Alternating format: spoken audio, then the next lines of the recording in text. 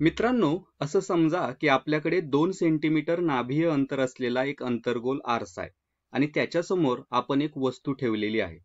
आणि समजा ती वस्तू आरशापासून 6 सेंटीमीटर अंतरावरती आहे. तर तिची प्रतिमा कोठे तयार होईल? तर या व्हिडिओमध्ये आपण प्रतिमा नेमकी कोठे तयार होते हे शोधणार आहोत. आपण यापूर्वी यावर बरीच चर्चा केली आहे. आपण पाहिले आहे की असे प्रश्न सोडवण्याचे 2 मार्ग आहेत.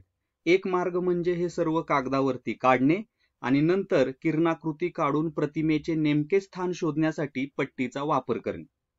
पण जर आपल्याला ही सर्व चित्रकला करायची नसेल तर दुसरा मार्ग म्हणजे एक मुख्य सूत्र, मास्टर फॉर्म्युला तयार करणे. हे सूत्र वस्तूचं अंतर, नाभीय अंतर आणि प्रतिमेचे अंतर यांना एकत्रित जोडते आणि ते अंतर्गोल आणि बहिर्वक्र आरशाच्या सर्व प्रकरणासाठी उपयुक्त आहे. आपण त्यात फक्त किमती टाकून आपले उत्तर मिळवू शकतो. या व्हिडिओमध्ये आपण आरशाचे सूत्र ते कसं तयार झालं हे पाहणार नाहीये. ते जर तुम्हाला पाहायचं असेल तर त्याच्यावरती आधीच एक व्हिडिओ बनवलेला आहे, तो तुम्ही पाहू शकता. इथे आपण हे मुख्य सूत्र काय आहे ते पाहणार आहोत आणि ते सूत्र वापरून आपण आपली उदाहरणं, आपले प्रश्न कसे सोडवू शकतो ते बघणार आहोत. तर ते सूत्र आहे अशा प्रकारे. आरशाचे सूत्र 1/f बरोबर 1/v अधिक 1/u. यामध्ये f काय आहे? f म्हणजे नाभीय अंतर, ते आपल्याला आधीच माहिती आहे. v म्हणजे प्रतिमेचे अंतर, इमेज डिस्टन्स. तर आता या उदाहरणामध्ये ते आपल्याला काढायचं आहे, बरोबर. आणि u म्हणजे काय? तर वस्तूचे अंतर, बरोबर. ते आपल्याला आधीच माहिती आहे. तर इथे एक अत्यंत महत्त्वाची गोष्ट लक्षात ठेवायची आहे की हे एक चिन्ह संवेदनशील सूत्र आहे. म्हणजे जेव्हा आपण त्यात संख्या टाकतो तेव्हा आपल्याला त्यांच्या चिन्हांकडे लक्ष देणे आवश्यक आहे. त्या धन किंवा ऋण असू शकतात. आपण असे का करतो? कारण आरशाच्या समोर मोजलेली अंतरे आणि आरशाच्या मागे मोजलेली अंतरे यांच्यात फरक करण्यासाठी आपण असे करतो. आपण त्यापैकी एका मापनाला धन आणि दुसऱ्याला ऋण मानतो. तर कोणते धन आणि कोणते ऋण हे कसे ठरवायचे? यासाठी आपण नेहमी आपाती किरणाची दिशा धन मानतो. तर इथं पहा, ही वस्तू आहे आणि हा आरसा आहे आणि आपाती किरण या दिशेने जाईल, म्हणून आपाती दिशा म्हणजे उजवी बाजू धन आहे. याचा अर्थ आरशाच्या उजवीकडील कोणतीही गोष्ट धन असेल आणि आरशाच्या डावीकडील कोणतीही गोष्ट ऋण असेल. आणि जर ही गोष्ट तुम्हाला पूर्णपणे स्पष्ट झाली नसेल तर हा व्हिडिओ थांबवून मागच्या व्हिडिओवरती परत जाणे उत्तम ठरेल. आपण त्यावरती सविस्तर चर्चा केली आहे. तो व्हिडिओ पहा आणि मग इथे परत या. तर आता आपले सगळे चिन्ह संकेत तयार आहेत. आता आपण पाहूया आपल्याला काय दिलंय आणि काय काढायचंय ते. तर इथे आपल्याला प्रतिमेचे अंतर v हे शोधायचं आहे. मग आपल्याला दिलेलं काय आहे? तर आपल्याला दिलंय u, वस्तूचे अंतर. आपल्याला माहिती आहे की वस्तूचे अंतर 6 सेंटीमीटर आहे. पण लक्षात ठेवा, आपल्याला चिन्हांकडे सुद्धा लक्ष द्यायचंय. इथे वस्तू ऋण बाजूला आहे, आरशाच्या डाव्या बाजूला आहे, त्यामुळं त्याचं अंतर हे ऋण असणार आहे. त्यामुळे u असेल -6 सेंटीमीटर. पुढे नाभीय अंतर दिलंय, बरोबर. मुख्य नाभी सुद्धा आरशाच्या डाव्या बाजूला आहे, म्हणजेच ऋण बाजूला आहे.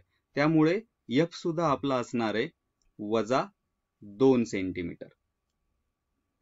तर येथे आपल्याला f आणि u या दोन गोष्टी दिलेल्या आहेत आणि v काय आहे ते शोधायचं आहे.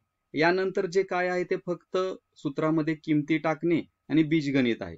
तर व्हिडिओ थांबवून तुम्ही स्वतः बीजगणित करू शकता. तर येथे मला ऋण चिन्हांचा या विशिष्ट उदाहरणात काय अर्थ आहे याच्यावरती जोर द्यायचा आहे. तर जेव्हा आपण u साठी -6 किंमत घेतो तेव्हा आपण सूत्राला सांगत असतो की वस्तू ऋण बाजूला आहे, म्हणजेच आरशाच्या समोर. जर आपण चुकून +6 घेतलं असतं तर सूत्रानं असं गृहीत धरलं असतं की वस्तू आरशाच्या मागे आहे, बरोबर. आणि मग आपल्याला कदाचित चुकीचं उत्तर मिळालेलं असतं. अगदी त्याचप्रमाणे इथं f साठी आपण -2 सेंटीमीटर घेतलंय तेव्हा आपण सूत्राला सांगत असतो की आपण अंतर्गोल आरशाचा वापर करतोय. ते कसे? कारण फक्त अंतर्गोल आरसा असेल तरच नाभीय बिंदू ऋण बाजूला असेल. आणि जर आपण इथं +2 सेंटीमीटर घेतलं असतं तर सूत्रानं असं गृहीत धरलं असतं की नाभीय बिंदू धन बाजूला आहे, म्हणजेच तो एक बहिर्वक्र आरसा आहे आणि पुन्हा आपल्याला चुकीचं उत्तर मिळालं असतं. तर यावरून तुम्हाला कळलं असेल की आपल्या सूत्रामध्ये योग्य चिन्हे समाविष्ट करणे किती महत्वाचं आहे ते. तर आता एक काम करा, हा व्हिडिओ थांबवा आणि स्वतः सोडवण्याचा प्रयत्न करा. ठीक आहे, तर चला सोडवूयात. आपण दिलेल्या सूत्रामध्ये किमती टाकूयात. 1/f, f ची किंमत आहे -2 बरोबर. v आपल्याला काढायचा आहे तर तो तसाच येईल 1/v अधिक u ची किंमत आहे -6 सेंटीमीटर बरोबर. आता आपण काय करूयात, हे थोडंसं सोडवण्याचा प्रयत्न करूयात. तर मी पुन्हा एकदा लिहितोय पहा. डावीकडे आहे -1/2 बरोबर 1/v अधिक वजा येईल बरोबर. तर -1/6. तर आता पहा इथे नीट, आपल्याला v ची किंमत काढायची. तर v एका बाजूला ठेवायचा आहे आणि त्याची दुसऱ्या बाजूची गोष्ट आपल्याला घालवायची तिथून. तर इथे मी काय करतो, दोन्ही बाजूला अधिक 1/6 करतो. तर -1/2 अधिक 1/6 बरोबर. इकडे काय राहील फक्त 1/v, कारण -1/6 आणि अधिक 1/6 एकमेकांना कॅन्सल होईल बरोबर. आता इथे आपल्याला या अपूर्णांकाची बेरीज करायची. तर इथं आपण काढूयात लसावी. या दोघांचा लसावी येईल, किती येईल 6 बरोबर. तर -1/2 ला काय करावं लागेल, 3 ने गुणावं लागेल, 3 ने भागावं लागेल. तर अंश काय येईल, -3 अधिक 1/6. तर -3 अधिक 1 ते किती येईल, तर ते येईल -2/6 बरोबर. तर 1/v किती आलं, -2/6. तर हे सोडवा. बे एके बे आणि किती येईल, बे त्रिक 6 बरोबर. तर 1/v याची किंमत आली -1/3. जर आपण त्याचं व्यस्त प्रमाण घेतलं, रेसिप्रोकल घेतला, तर v मिळेल आपल्याला -3 सेंटीमीटर बरोबर. तर येथे आपण शोधलं की वस्तूची प्रतिमा ही आरशाच्या केंद्रापासून 3 सेंटीमीटर अंतरावरती आहे. लक्षात ठेवा, जेव्हा आपण हे सूत्र वापरतो तेव्हा सर्व अंतरे ही आरशाच्या केंद्रापासून मोजली जातात. पण प्रतिमा कोणत्या बाजूला आहे? आपलं उत्तर तर वजा आलंय बरोबर.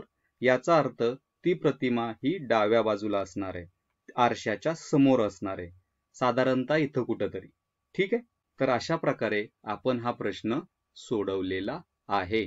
तर या व्हिडिओचा थोडक्यात सारांश सांगायचा झाल्यास, आपण आरशाचे सूत्र काय आहे ते शिकलो.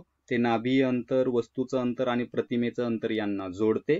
हे सूत्र वापरण्यासाठी आपल्याला चिन्ह संकेत वापरावे लागतात आणि आपण जो चिन्ह संकेत वापरतो तो म्हणजे आपण आपाती किरणाची दिशा धन मानतो आणि मग दुसरी दिशा आपोआपच ऋण होते. आता संपण्यापूर्वी एक गोष्ट नमूद करायची आहे, जे आपण नेहमी लक्षात ठेवली पाहिजे, की आपण जो चिन्ह संकेत वापरत आहोत तो फक्त एक मानक आहे. जर तुम्ही तो कधी विसरलात तर काळजी करू नका, तरी सुद्धा तुम्हाला योग्य उत्तर मिळू शकते. म्हणजे तुम्ही जर चुकून हा प्रश्न सोडवताना डावी बाजू धन आणि उजवी बाजू ऋण निवडली आणि तरी सुद्धा तुम्ही त्याच्यामध्ये किमती टाकल्या, तरी सुद्धा तुम्हाला योग्यच उत्तर मिळेल. अखेरीस उत्तर मिळेल की प्रतिमा आरशाच्या समोर 3 सेंटीमीटर अंतरावरती आहे. पण सहसा आपण आपाती किरणाची दिशा धन निवडतो आणि याच चिन्ह संकेतांचं पालन करतो. तर मित्रांनो, इथेच थांबूयात. धन्यवाद.